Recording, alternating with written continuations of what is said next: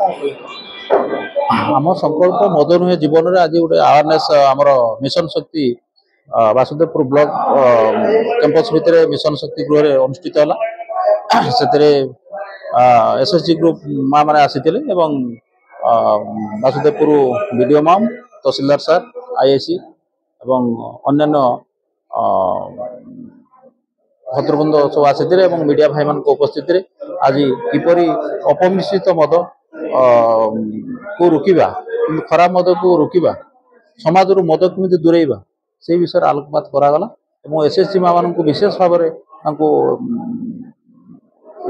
मुख्य स्रोत केमी आनिबा सेमानकर इनफॉरमेशन केमी आसीबो आईएसी पुलिस एवं एक्साइज मिलित भाव में चढ़ाई करवा एवं बारंबार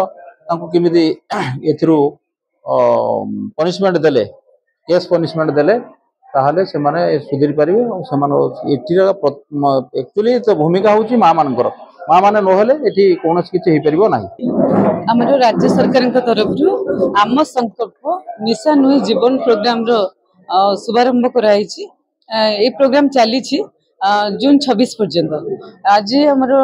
बीडीओ वासुदेवपुर तहसीलदार वासुदेवपुर आमर एक्साइज इंस्पेक्टर ओआईसी एवं आम अंचल एसएसजी ग्रुप रो महिला माने माँ भौणी माने समस्त ए प्रोग्राम रे उपस्थित थिले। एटा विशेषकर